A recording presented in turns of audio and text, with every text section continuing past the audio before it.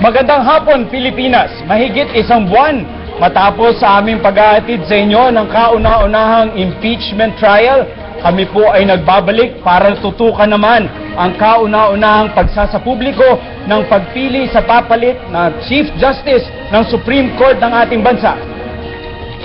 Sa programang ito, mabibigyan pagkakataon ang taong bayan na maunawaan ang kahalagahan ng posisyon ng Chief Justice para sa transparency sa ating sistema ng hustisya. At dahil buong bansa ang apektado sa prosesong ito ng pagpili ng bagong Supreme Court Chief Justice, kasama kayo sa sambayanang Pilipino sa talakayang ito. Kaya tumutok lang dito sa PTV Special. Forward For the next Chief Justice!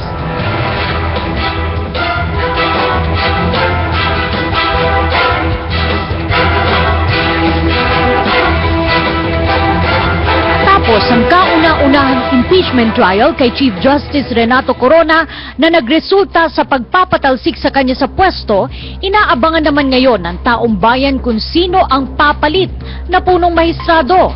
Pumayag na ang Judicial and Bar Council o JBC na ipalabas sa media ang gagawing public interview sa mga nominado. At sa mga sumunod na araw ay lumabas ang iba't ibang opinyon ng taong bayan sa kung anong katangian ang dapat taglayin ng susunod na punong mahistrado. Yung may paninindigan, honest, tsaka hindi bias. Dun siya lagi siya sa tama. Dapat nare-respeto siya, maging tapat sa kanyang pinaglilingkurang mamamayan. Kabilang sa pamantayan ng JBC para sa susunod na miyembro ng hudikatura ay dapat natural-born Filipino citizen, hindi bababa sa 40 ang edad at may 15 taon na nasa legal practice. Kailangan din na may subok na kakayahan, integridad, katapatan at pagdedesisyon na walang kinikilingan. Anumang pagsubok ang dumaan, marami pa rin sa ating mga kababayan ang nagtitiwala sa justice system ng bansa.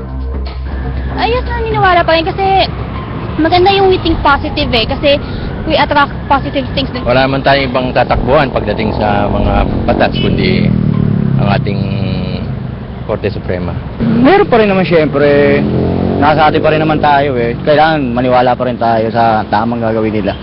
At anumang pagbusisi ang gagawin sa pagpili ng bagong punong mahistrado, ang mahalaga ay hindi nating kalimutan ang mga aral na iniwan ng nagdaang impeachment sa bansa.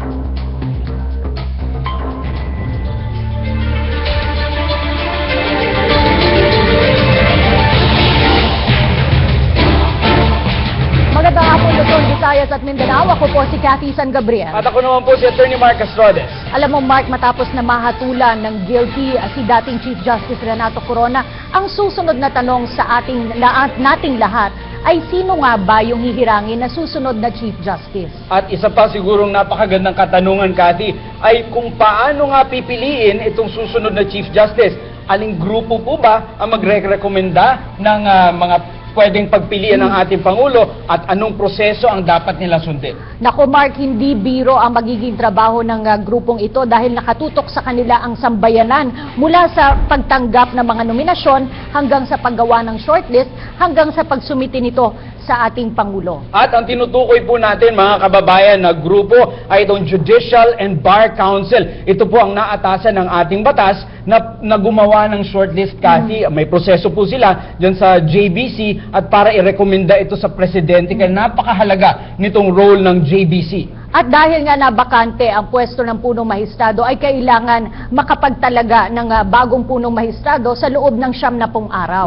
At sa kasalukuyan, meron po tayong 8 members or 8 members ang Judicial and Bar Council. At napakaganda po nung ating nabanggit na ilang impormasyon at the start of the show hinggil sa JBC. Pero Cathy, alam mo, itong JBC ay medyo napag-isip-isip yung ating mga framers ng ating Constitution dahil before the 1987 Constitution, merong mga katanungan or merong mga concern dahil nga dun sa kalidad ng ating mga members ng judiciary, yung performance ng mga members ng ating judiciary ay medyo hindi kagandahan, siguro coming from the martial law. So napag-isip-isip po yung ating mga framers ng ating mga batas na kailangan nating magkaroon ng tamang proseso at tamang sistema kung paano pipiliin yung ating mga uupo sa ating Korte Suprema. Oo nga, Mark, at dahil nga proper judicial selection itong nakikitang problema, ay para maging epektibo ang performance ng ating judicial system, ay kailangan ang mga uupo sa mga key positions dito ay matapat sa tungkulin, may dedikasyong maglingkod, at may kakayang mamuno para sa malinis na hudikatura. Kaya hindi po talaga biro, kaya po meron tayong show na ganito at nagpapasalamat kami, tumututok po kayo dahil hindi po simpleng bagay ang pumili ng Chief Justice. Na-realize na marahil natin yon, makaraan po nating subaybayan yung impeachment trial ng ating former Chief Justice. Kaya importante na magampanan ng tama ng JBC ang kanilang tungkulin dito sa pagpili sa susunod na Chief Justice. Kaya nga, Mark, lahat tayo ay dapat tumutok sa prosesong ito. Samahan niyo po kami hanggang mamaya para malaman po itong prosesong isasagawa ng JBC para sa susunod na punong mahistado dito lang po sa programang The Next Chief Justice.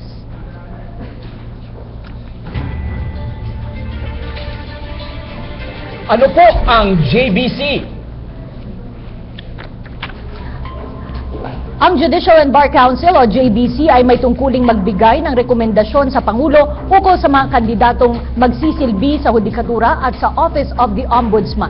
Isa sa mga pinakamahalagang gawain ng JBC ay ang pagbuo ng listahan ng mga personalidad na may kakayahang magsilbi bilang Chief Justice. At sa pamamagitan ng JBC, napaigting ang proseso ng pagpili, pagsuri at paghirang ng mga miyembro ng hudikatura. Tinitiyak din ito na hindi mapapasukan ng politika ang proseso. Kaya ang tanong, bakit po nilikha ang JBC? Ang paglikha ng JBC ay sinasaad sa Section 8, Paragraph 1 ng 1987 Constitution.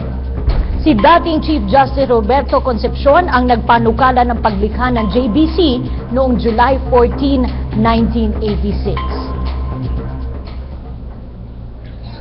Ayan po, magbabalik po kami. Maraming salamat sa inyong pagtutok. Magbabalik po kami, dyan lamang po kayo.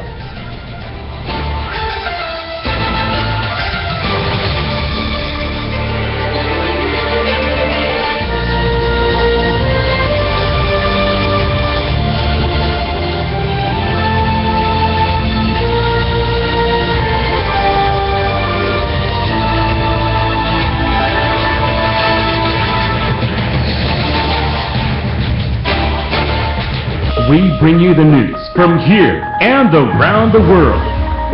From point to point, we've got you covered.